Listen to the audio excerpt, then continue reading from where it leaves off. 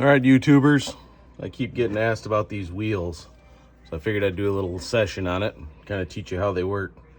A lot of times we'll find that the wheel actually falls off when it's out in the field. People are asking me, how do you replace the wheel? And keep in mind, this is up into the mower, so I just took it off for video purposes. So in your wheel here, you have 3 screws. Again, they're those T20 torque screws. What you want to do is take all 3 of them out and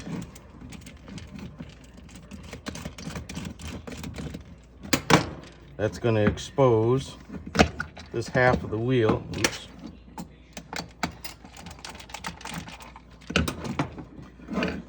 And you can see what the inside of this wheel looks like. Now 9 times out of 10 what's happening is this little cap right here, this push nut. I don't know if anybody can, if I can get that close up.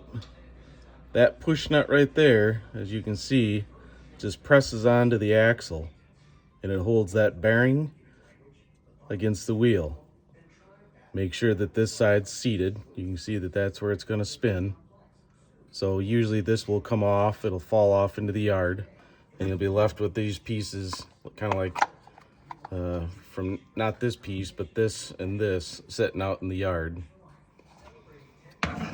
So what we do is we take a new one of these clips, or push nuts as they call them.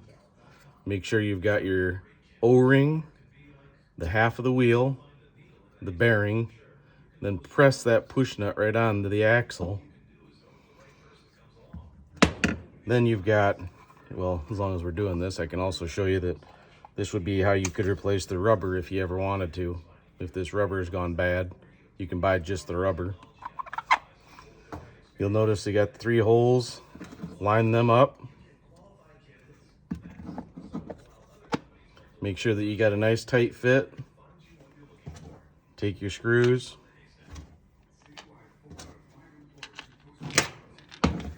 Put them back on here.